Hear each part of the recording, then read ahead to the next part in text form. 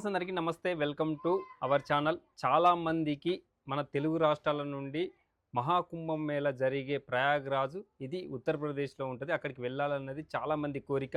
కాకపోతే అక్కడికి ఎట్లా వెళ్ళాలి, ఎలా వెళ్ళాలి, అక్కడికి వెళ్ళినాక మనం ఎక్కడ ఉండాలి, ఫ్రీగా ఎక్కడ స్టే చేయాల్సి వస్తుంది, తక్కువ బడ్జెట్లో ఎక్కడ స్టే చేయాలి, ప్రీ భోజనం ఎక్కడ ఉంటుంది, మన తెలుగు రాష్ట్రాలకు సంబంధించిన సౌత్ ఫుడ్ మనకి ఎక్కడ దొరుకుతుంది అనేది కంప్లీట్గా అన్ని డీటెయిల్స్ అయితే మన కొన్ని వీడియోలలో అయితే నేను చెప్పడం జరిగింది. ఆ వీడియోస్ అన్నీ కూడా మన ఛానల్లో అయితే ఉంటాయి. మీరు చూడాలనుకుంటే ఆ వీడియోస్ చూసినట్లయితే క్లియర్గా మీకైతే అర్థమవుతుంది.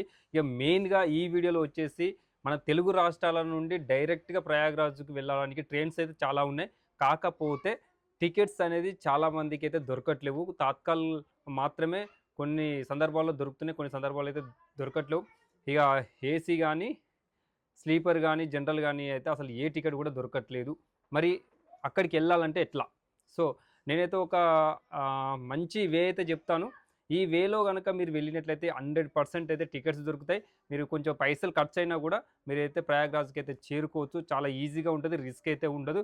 కాకపోతే ఒక స్టేషన్, ఒక 2 స్టేషన్లు మారాల్సి ఉంటుంది. అక్కడ కనుక మనం మారి వేరే ట్రైన్ కనుక ఎక్కినట్లయితే 100% అయితే ప్రయాగ్రాజ్కి అయితే చేరుకోవచ్చు. సో ఇక లేట్ చేయకుండా మన తెలుగు రాష్ట్రాల నుండి వెళ్ళే వాళ్ళు ఎక్కడ వెళ్ళాలి, ఫస్ట్ ఎట్లా అనేది కంప్లీట్గా నేనైతే చెప్తాను. ఈ వీడియో స్కిప్ చేయకుండా లాస్ట్ వరకు చూసినట్లయితే క్లియర్గా మీకైతే అర్థమవుతుంది.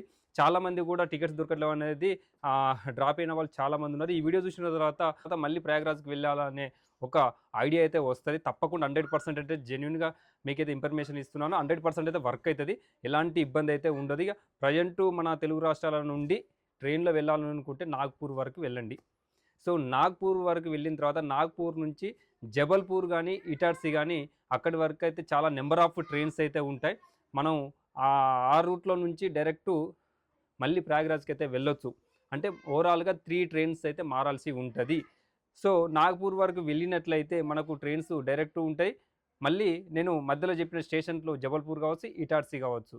సో అక్కడి వరకు కూడా వెళ్ళొచ్చు. అక్కడ నుంచి ప్రయాగ్రాజ్కి అయితే చేరుకోవచ్చు. ఇక నాగ్పూర్కి వెళ్ళిన తర్వాత జబల్పూర్ కానీ, ఇటార్సీ కానీ, మరి ప్రయాగ్రాజ్ కానీ వెళ్ళాలంటే ట్రైన్స్కు టికెట్లు దొరకకపోతే ఎట్లా? సో దానికి కూడా మంచి క్లారిటీ ఉన్నది. ఇంకో వే కూడా చెప్తాను.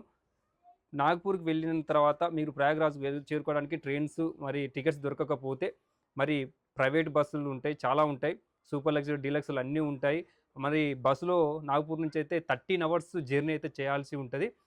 13 అవర్స్కు మనకు అక్కడ ఛార్జ్ ఎంత అంటే 2000 నుంచి 500 మధ్యలో అయితే ఛార్జ్ అయితే ఉంది ఒక పర్ పర్సన్కి.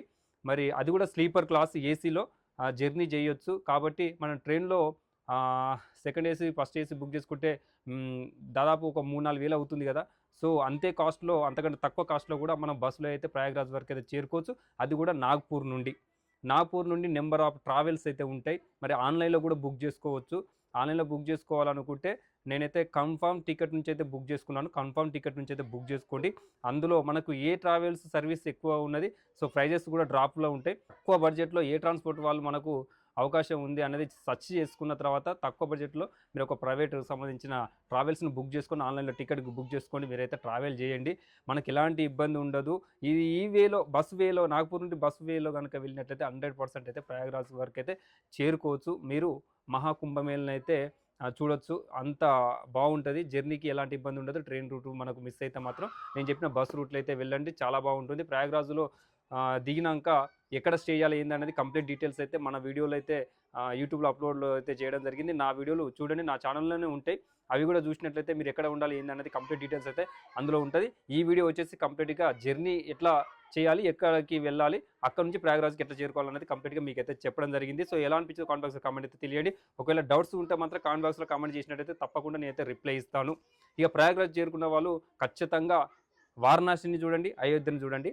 సో ఎందుకంటే వారణాసికి, అయోధ్యకు 2 అవర్స్ జర్నీ, అలాగే ప్రయాగ్రాజ్ నుంచి కాశీకి కానీ, అయోధ్య కానీ 2 నుంచి 2.5 అవర్స్ అయితే జర్నీ ఉంటుంది. ప్రైవేట్ వెహికల్స్ ఉంటాయి, ట్రైన్స్ ఉంటాయి, అన్నీ అవైలబుల్గా ఉంటాయి. ఎలాంటి ఇబ్బంది ఉండదు. ఫుడ్ కూడా అంతా అవైలబుల్గా ఉంటుంది. సో ఇదండి, ఎలా అనిపించిందో కామెంట్ బాక్స్లో కామెంట్ చేయండి. Thank you.